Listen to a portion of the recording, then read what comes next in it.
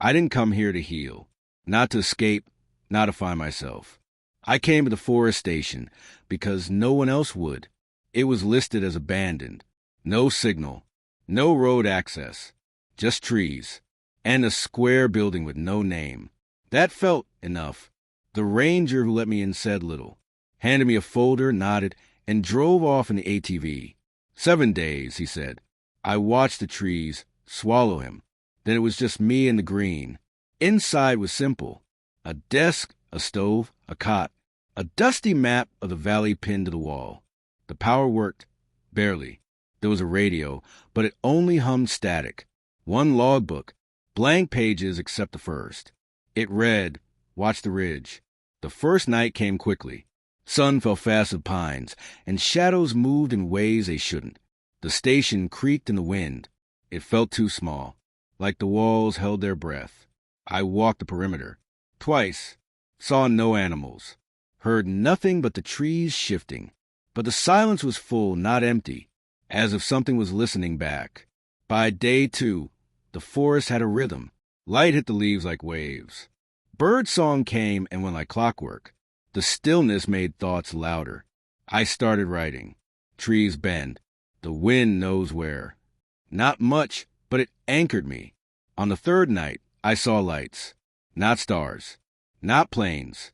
They blinked slowly from the ridgeline. White, then red. I watched for an hour. Then they stopped. I didn't sleep. Day 4. The radio cracked once. A word I couldn't catch. Then nothing. I tried again. Only static. Outside, fog settled low to the ground. Still no animals. No birds. Just the low hum of trees thinking. That night, I dreamed of tunnels beneath the station. Long wooden beams. Water dripping. Something moving just beyond the lantern's glow. I woke up with dirt under my nails. On day 5, I found a trail I hadn't seen before. It wasn't on the map. It curved behind the ridge like a scar. I walked it halfway, then turned back. The trees were too quiet. The 6th night, I didn't dream. Or, if I did, I didn't return from it clean. I woke up staring at the ceiling, unable to move for a long time. The shadows were wrong, longer than they should be. I started talking out loud again, not from fear, from need. On the 7th day, I climbed the ridge. The view was endless. Miles of forest, cloud, and nothing. But near the base of an old pine, I found something. A wooden post, half buried, carved into it. You were always here. I didn't understand. Maybe I still don't. But I packed that night. Left the folder. Left the map. Left the logbook open on the desk. The ranger came on time. Didn't ask questions. Didn't look me in the eyes. As we drove back down, I didn't look back. But I felt it, like the station was still watching. Maybe the forest remembers. Maybe the silence keeps its own kind of memory. I don't know what I brought back, but I know I didn't leave whole. Some part of me stayed. And maybe that was the point. I said I'd never return. I told myself those 7 days were enough. But seasons pass and silence grows teeth. It didn't leave me alone. It called me, not in dreams, in the waking static, in the rust on the fire escape, in the way the light flickered in my apartment, like the lens still turned, far away. So I went back. The ranger wasn't the same. Younger, suspicious. The trail's washed out, he warned. I didn't argue. I didn't need a trail. I hiked in alone. The forest had shifted. Taller maybe, or just older. The station looked the same, but I didn't. The door stuck, and the light didn't work. I brought my own. Inside, the logbook was still there. My last entry still open. But someone had written beneath it. It never stopped. I checked the perimeter. Everything was still, except the ridge. The lights were back, blinking red and white.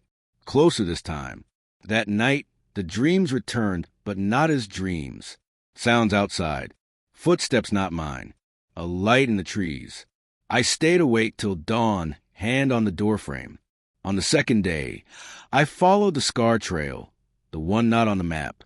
It was clearer now, as if used. I found a marker, a split stone with wire wrapped through it. Something was buried nearby. I didn't dig.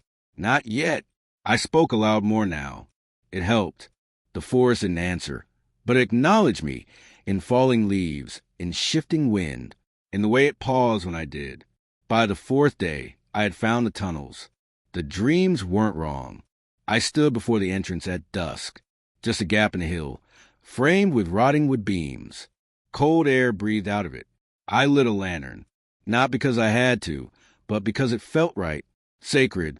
Somehow, inside it sloped down where dirt and roots and silence. I walked slow, 10 steps, then 20. Then I heard it, the turning, like the lens. Far below, something massive and slow. I left, not out of fear, out of respect. That night, I slept outside the station. The sky was clearer. No blinking lights. No dreams. But in the morning, the logbook had changed again. One more line. You saw it. Now it sees you. I woke with a weight in my chest. Not dread, more like inevitability. Today was the day. I returned to the tunnel. The air smelled like stone and static. I descended deeper. Steps turned to minutes. Minutes turned to disorientation. No creatures. No wind. Just the hum of something rotating far below. At last, the tunnel opened into a chamber, circular, massive. Stone walls carved with grooves, like tree rings. At the center, a lens. Old. Cracked. Still turning. Light didn't emit. It absorbed. It pulled shadows toward it, not cast them out. I couldn't look away.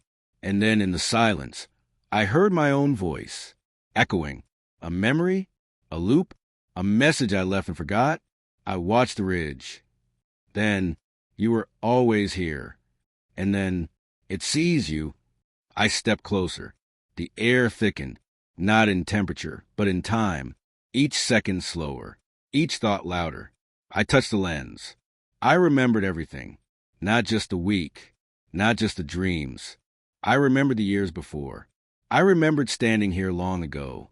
I remembered leaving this place in another life. I remembered I had been the watcher once. I had left the messages. I had written in the logbook.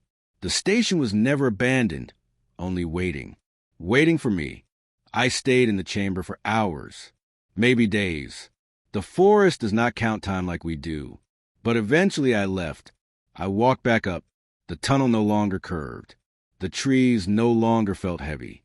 I did. I returned to the station one last time. Took the logbook. Wrote one line. The forest doesn't forget. Then I walked out. The ranger never met me. I hiked until I found road. Flagged down a truck. Said nothing on the ride back. I live in a small town now.